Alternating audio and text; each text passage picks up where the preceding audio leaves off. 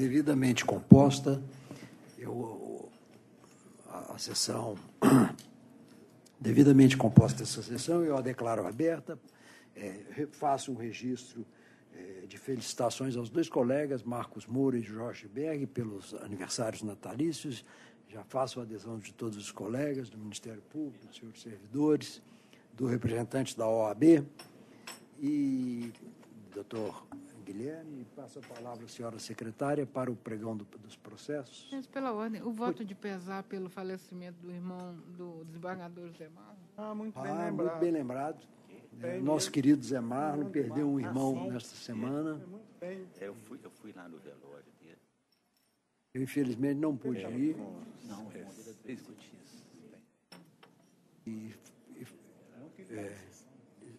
O Marlon estava em sessão? O doutor Guilherme também faz as homenagens pela OAB. Sim, doutor Guilherme. Nós oficiaremos a família.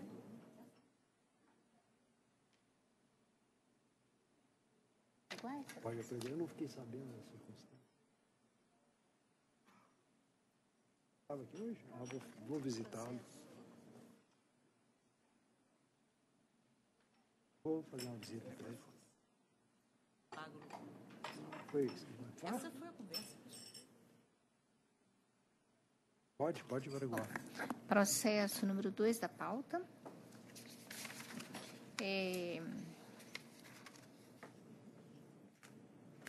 Processo número 10.394. Relator excelentíssimo desembargador Luiz Otávio Linhares Renault.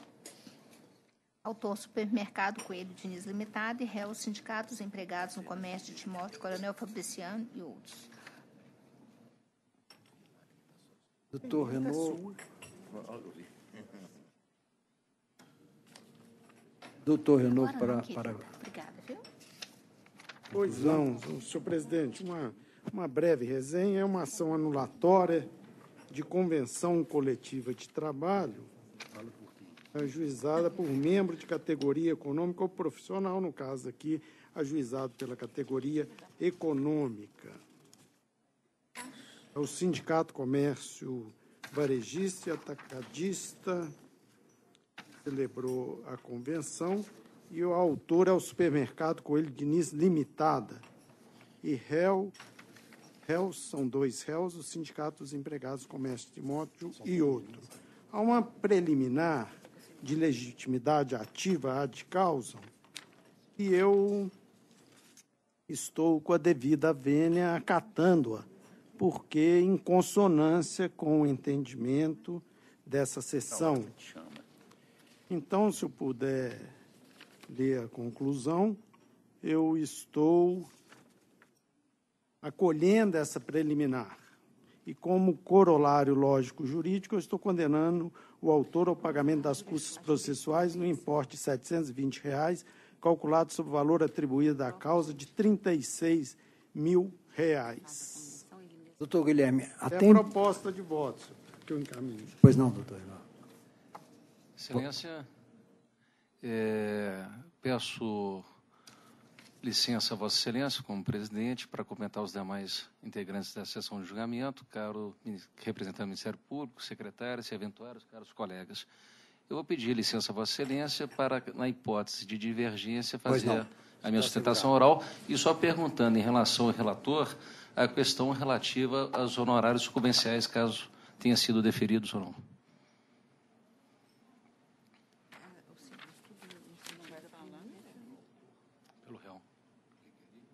Estou condenando posso esclarecer, senhor presidente? Com licença.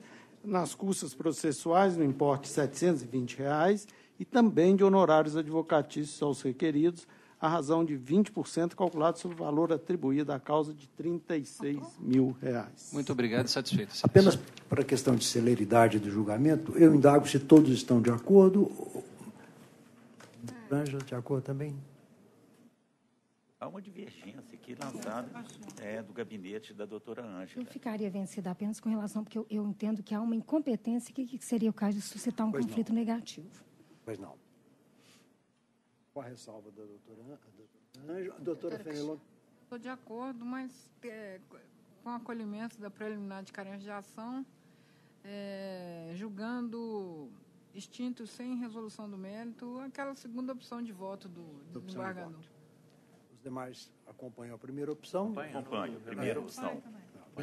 Então, eu também integralmente, e assim se decide com as duas ressalvas da doutora Fenelon e da doutora Ângela. Próximo. Muito obrigado, boa tarde a todos. Boa tarde, doutor Guilherme.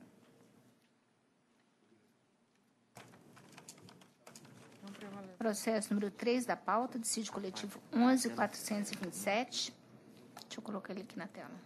Relator, excelentíssimo desembargador João Bosco Pinto Lara. Não só na tela ainda não, peraí. Vai abranger o universo de empresas e ela vai anular uma causa. Só que interessa para ela. Não vale. Sindicatos empregados em assessoria, perícia e pesquisas. Suscitado, Fundação de Desenvolvimento da Pesquisa. Excelência, pela ordem. Pois não. Boa tarde, tudo bem, Excelência? Boa tarde aos demais Pois não. presentes, representantes do Ministério O Público. senhor fala por quem, doutor? Falo pelo hospital, Excelência. Sim, mas o senhor ainda não está sustentando. O senhor Não, pediu pela ainda ordem. não, Pois ainda não, com a não. palavra. Nós temos uma situação nesse processo que ocorreu há pouco tempo atrás, eu cheguei a peticionar, e nós estamos evoluindo num acordo. Inclusive, agora nós estamos iniciando novas tratativas com o sindicato, e é bem provável que a gente consiga evoluir nesse acordo. Doutor Renato está presente, está de acordo?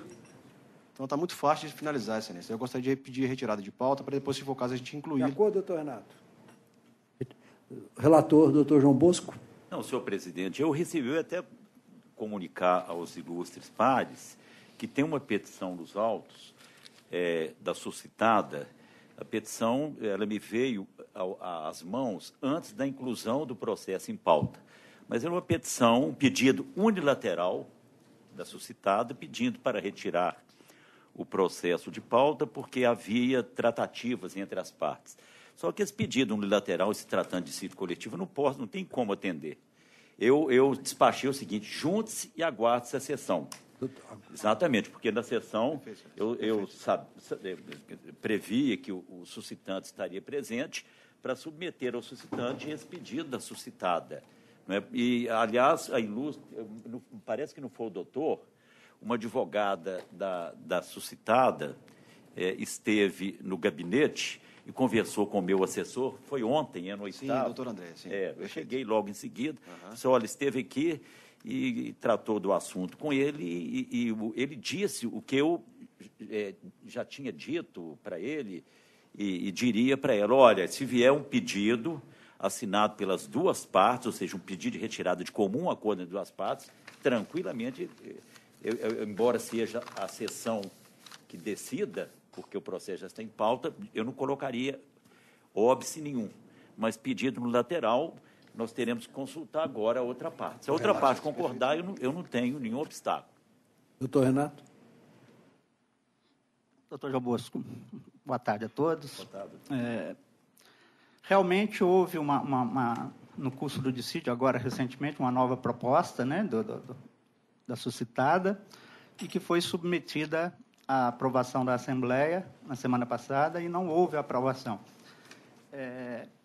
Mas, agora, neste momento, a suscitada apresenta uma nova contraproposta, melhorada daquela que já foi recusada, e, obviamente, não nos cabe outra alternativa, senão requerer, aceitar o pedido de suspensão para que submetamos à Assembleia a nova proposta, que é um pouco melhorada daquela que foi recusada. Então, estamos de acordo. Eu sugeriria, senhor presidente, e também estou sugerindo isso para as partes, que, ao invés da gente retirar de pauta, nós adiássemos. Sim. Mantivéssemos ele em pauta e adiado para a próxima sessão. Porque, senão, as sessões são mensais. Sim. Senão a gente fica... Plena cor, doutor João. E, obviamente, que doutor João Bosco, é importante também salientar que essa nova proposta contempla a próxima data-base, que agora em junho. Então, acho que é o melhor momento para a gente. Eu penso que sempre a melhor saída é a solução negociada. Presidente, só para facilitar, obviamente, parece estar muito bem encaminhado, aceita, essa é a finalidade, né? Sobretudo em matéria de lide coletiva. Eu só concitaria às partes o seguinte: se chegarem a um desiderato favorável, que atravessem uma petição nos autos, juntando o ajuste que celebraram, ou desistindo do dissídio coletivo, ou para facilitar que o relator possa, então, extinguir o processo por falta de objeto. Sim, assim perfeito? será feito. É preferível desistir do que trazer acordo para homologar. Com certeza. Porque aí, no acordo, ainda fica sempre uma margem de possibilidade de intervenção do Poder Judiciário, do Ministério Público do Trabalho. Com certeza. Se celebrarem, desistam. Doutor João, fica sem julgamento de mérito e acabou. só uma sugestão, então. Então, é preferível que retire de pauta mesmo, porque se eu adiar para pedir desistência... adiar tem que trazer na sessão. Tem que trazer para a sessão. Então, é preferível que retire de pauta. Como é daqui a um mês, a próxima sessão, não teria transtorno nenhum para a secretaria. Pode ser. Pode ser? Pode ser. Ok, perfeito. Então, Mas está a minha retirado ideia de era pauta. essa, era para a próxima sessão, adiar para a próxima. Não é só... tudo bem. Então, retirado. Ok. Todos querem um prazo para comunicar nos autos? Seria interessante No máximo 10 dias. para comunicar. No máximo. 15 Para dias. dar tempo. Tá bom, combinado. Está retirado. Ok, obrigado, boa tarde a todos. Até questão de trabalho, não, porque eu sou cláusula econômica, né? Ok. O próximo processo e o último, ação anulatória número 10.365. Relator, excelentíssimo desembargador Anemar Pereira Amaral. Autor, Ministério Público do Trabalho. Réus, sindicatos, comércio, varejista, derivados de petróleo, Estado de Minas, Simpospetro, Triângulo Mineiro e Alto Paranaíba. E outros. Processo número 10.365. É o doutor Gênesis.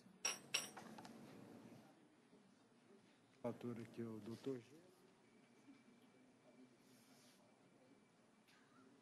Pede a palavra para sustentar. Doutor Anemar Tator. Senhor presidente, eu trouxe como costume na sessão especializada, o voto já foi distribuído, todos os ilustres pares já tiveram acesso à minha proposta de voto. Mas eu gostaria de fazer um breve, antes da conclusão, se vocês me permitirem, eu gostaria de fazer as breves considerações em razão da peculiaridade desse caso, porque ele veio como consta aqui na proposta de voto, o ilustre juiz de primeiro grau vislumbrou na ação civil pública proposta pelo Ministério Público uma ação anulatória. E, por essa razão, decidiu que essa ação tinha que ser julgada por SDC. Estudei a questão, procurei um precedente, seja desse tribunal, seja de outros tribunais, e, efetivamente, não encontrei. Pode ser que exista, eu não encontrei. É uma situação em que há um aparente conflito de competência, um conflito negativo de competência de juiz de primeiro grau, né, e uma seção especializada de dissídios coletivos, ou seja, além de ser um órgão fracionário do tribunal, é um órgão que lida com direitos coletivos, demandas coletivas, com relação a um órgão de primeiro grau que demandas normalmente individuais. Naturalmente, tem casos que abordam questões mais de um aspecto coletivo.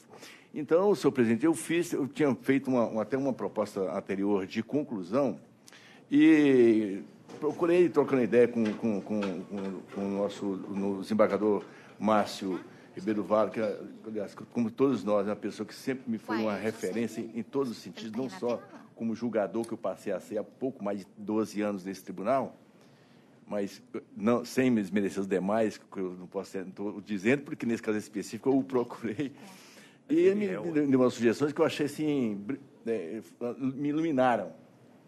E essa é a razão por que eu estou fazendo essa proposta na conclusão. Como eu disse, o juiz primeiro grau entendeu que naquela ação civil pública do Ministério Público tinha, na verdade, um cunho de declaratório, ou seja, se pretendia a anulação de uma cláusula de instrumento normativo que impunha aliás, que estabelecia aquelas normas que estariam contrariando a legislação trabalhista.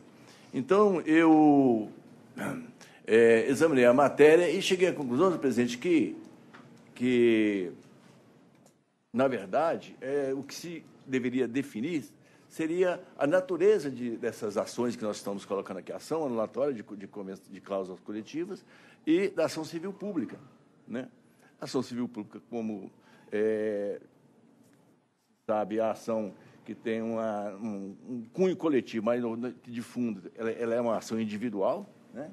Já foi decidido, tanto é que ela é uma ação que se inicia na primeira instância.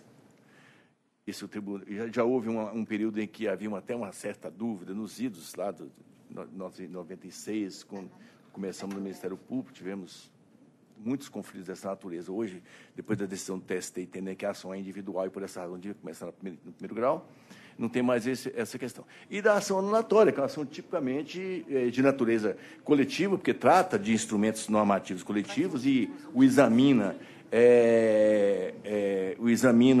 em tese, né? Ou seja, o que nós estamos fazendo aqui, mutatis mutandis, seria uma declaração de inconstitucionalidade, por exemplo, de uma norma. A norma deixa de existir. Só que no âmbito, naturalmente, menor, né? Então, nós estamos examinando a norma em tese, né? O exame em tese. E a declaração aqui, ela é declaração de nulidade em tese, ou seja, tem uma abrangência perante um instrumento normativo que perde eficácia no mundo jurídico, não é isso? Então, eu vislumbrei como a ação civil pública, a maioria, todas as ações, já tem que ter um cunho declaratório, porque senão ela não pode ter uma conclusão, tem que ter um cunho declaratório, senão não pode ter uma conclusão condenatória. Primeiro vai declarar uma situação, para depois, ao final, diante daquela situação, condenar ou deixar de condenar, né? Impor ou deixar de impor uma obrigação. Essa é a função da ação civil pública. Naturalmente, que o objeto de fundo da ação civil pública é a imposição de obrigação de fazer e de não fazer, né? E de rodão ali a condenação em pecúnia, para, naturalmente, repor o bem jurídico tutelado, que tem a natureza coletiva, que é enumerado no artigo 1º da Lei da Ação Civil Pública, os bens jurídicos tutelados, todos de cunho coletivo, né? Essa é uma das razões, eu particularmente entendo que o grande problema de que se vê, nós ainda ontem estávamos julgando uma ação civil pública que se propõe, se pretendia a condenação da empresa a pagar horas extras para os empregados, que trabalham em turno ininterrupto de revezamento sem autorização normativa. Eu entendo que é absolutamente fora de questão. Então, senhor presidente, só para resumir, essa é a questão a ser definida. Se a ação civil pública se a ação civil pública pode ter um caráter declaratório, incidentalmente, como foi requerido pelo Ministério Público, para, ao final, se impor em caráter condenatório, obrigação de fazer e não fazer, imposição de multa, inclusive aplicação condenação em indenizações por danos morais coletivos. Essa é a situação aqui. E a minha proposta de voto, senhor presidente, desculpa, né, um pouco da delonga, mas quando a gente pega uma questão diferente assim, costuma querer falar até mais do que ele necessita, mas a minha proposta de conclusão, de voto, é no sentido de, por se tratar de ação civil pública, que tem esse dúplice efeito, né, esse dúplice caráter, eu estou propondo determinar o retorno dos autos ao doutor juiz da Vara do Trabalho de Uturama para prosseguimento e julgamento do feito como entender de direito. Essa é uma proposta que eu até acolhi a sugestão do nosso ilustre desembargador Márcio Ribeiro Vale. Doutor Genderson, com a palavra. Senhor presidente, a minha sustentação era toda no sentido da incompetência desse órgão de julgar essa ação, porque não tem pedido de declaração de nulidade da cláusula. A ação não tem esse pedido. A validade jurídica da cláusula, o que se pede é que ela seja analisada como questão incidente, para se chegar à conclusão de condenação ou não. Porque esta ação anulatória, o objeto dela é unicamente declaratório. Ou a cláusula é válida ou não é válida, né? Anula-se ou não. Não se permite na ação anulatória, e o TST tem forte jurisprudência nesse sentido, que se imponham pedidos condenatórios, com obrigação de fazer e não fazer, ou pedido reparatório. Isso não é típico pedido de ação anulatória. E nós somos escolados nisso, que nós já cometemos esse erro de pedir em ação anulatória obrigação de fazer e não fazer, condenação. E o TST pacificou a jurisprudência que se trata de anulatória, ou anula, ou não anula, e acabou. É uma ação meramente declaratória. E quando a gente vai impugnar alguma cláusula de instrumento normativo, nós, no passado, na década de 90, muito fizemos de ajuizar essa anulatória. E a experiência nos mostrou que isso não tem eficácia nenhuma. Porque se ajuiza anulatória, quando transitar em julgado essa decisão, já tem 3, 4 instrumentos igualzinho o que você anulou. Aí você fica como cachorro correndo atrás do próprio rabo. Então, os colegas mais calejados na instituição, eles optam por entrar com ação civil pública, onde não se pede a declaração de nulidade, justamente para não cair em conflito com a competência do órgão coletivo. A questão tem que ser analisada de forma incidental. E isso é feito todo dia. Aqui, esse tribunal, quando condena em horas intíneres, por exemplo, analisando uma norma coletiva que, de forma incidental, e que aquela norma coletiva contraria a Constituição, ele condena no pagamento das horas intíneres. Ele não manda a PSDC declarar que a norma declarar a anulação daquela norma. Então, é uma coisa que se faz no cotidiano e que, nesse caso, eu acho que, por se tratar de uma ação civil pública, ele combinou para cá. E, se Vossa Excelência me permite até ir um pouquinho além, eu não vejo conflito. Porque conflito é entre órgãos de mesmo grau de jurisdição. Nós estamos tratando de um juiz de primeira instância da vara e um órgão do tribunal. Se o órgão do tribunal disser que é competente, não tem conflito. O processo tem que voltar na forma do voto de Vossa Excelência. Então, eu pedi que acompanhe o voto do relator, que é, nesse sentido, a manifestação do Ministério Público.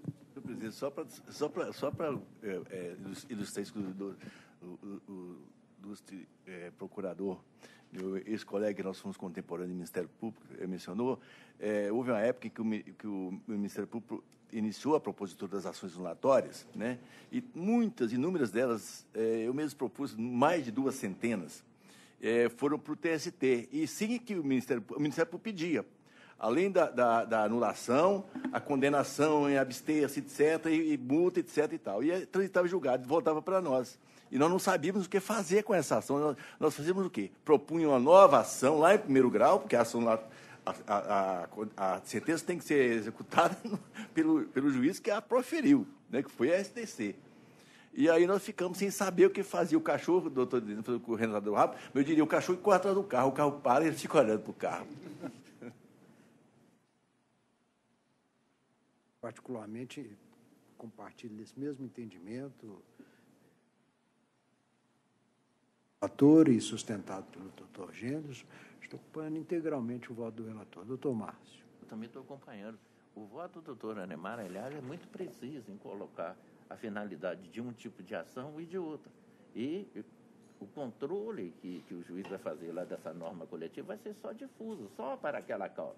Ele não está anulando a cláusula, não está tirando ela do mundo jurídico. Então, se ele afasta a validade dela ali, o problema é de contratação de menores aprendizes. Então, aí ele vai ver se tem cursos lá para menores aprendizes, se a empresa está promovendo isso, se está dentro daquelas percentuais de 5% e 15% previstos lá na TLC. Então, ele vai julgar, então, aquela cláusula.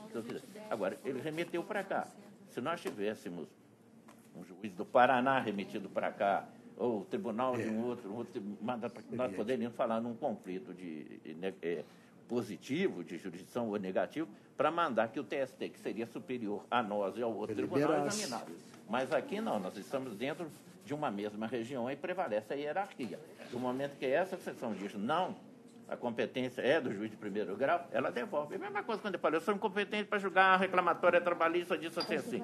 Lá na competência sua, devolve para ele julgar. Então, não tem conflito. Doutora e o voto está perfeito nisso. Está perfeito. Doutora Maria Laura? De acordo com o relator, presidente. Relator. Doutora Emília? Relator, presidente. Doutora Lucilde? Doutora Anemar é o relator. Doutor João Bosco? Um relator, senhor presidente. Desembargadora Cristina? O regimento interno autoriza a SBC a julgar as exceções de incompetência que lhe forem opostas. Artigo 39, inciso 3º, a linha H. Então, não vejo impedimento algum à conclusão do relator, só reforçando esse entendimento. Ainda que estamos com a faca e o queijo na mão. Doutor João Alberto. Está meio cedo para o lanche ainda. Não, a questão é que o PJE não aceita nada de discussão nele. O PJE chegou para você não tem como votar, nem monocraticamente. Monocraticamente. Não tem como. Você dá o despacho, não, você não devolve. Não tem. Tinha que criar um código de processo dos processos PJE. Doutora Ângela. Senhor presidente, é a primeira vez que eu tenho a honra de... Pois não, e seja muito bem-vinda. Nós devemos registrar, né, Gama? Confesso que fiquei até meio inibida de encaminhar a divergência, me sentindo assim, né, diante de desembargadores que eu tanto admiro há tantos anos, mas como nós tivemos 2 casos semelhantes, em princípio, eu devo admitir, continuo acreditando que não é uma exceção de competência nesse caso, são 2 órgãos que estão se dando por incompetentes. Concordo inteiramente com o eminente relator de que a competência, neste caso, é do juízo de origem, sim, não tenho a menor dúvida disso. Jamais divergiria nesse aspecto. Mas, diante de 2 órgãos se dando por incompetentes, me parece ser o caso de suscitar conflito. Então, como no outro, até retiraria a divergência por uma questão até prática, como estava conversando aqui, da agilidade processual. Mas como no outro eu fiquei vencida, eu vou ter que manter por uma questão de coerência com o voto no primeiro caso, que é muito semelhante. Obrigada. Então, fica registrado. Bem justificado, viu? Hierarquia. Bom, não temos nenhum ED e eu indago aos senhores desembargadores, juízes, ao Ministério Público, se podemos encerrar a sessão. Eu declaro encerrada, agradecendo a presença de todos, do Ministério Público, senhora secretária, dos servidores. Vamos, sim, eu estou descendo.